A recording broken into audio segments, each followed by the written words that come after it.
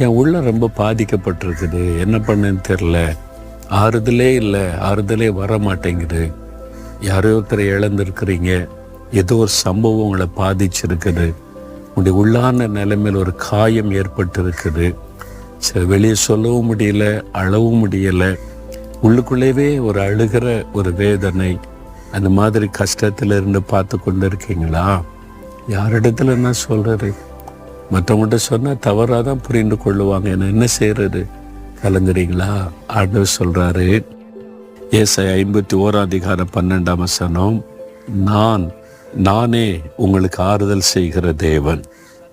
என் மகனே, என் மகளே, கலங்காத, நான் உன்னை ஆறுதல் படுத்துவேன், அந்த உள்ளான காயத்தை மாற்றி ஆறுதலினால் நிரப்புவேன் அப்படின்னு ஆண்டவர் சொல்றார்.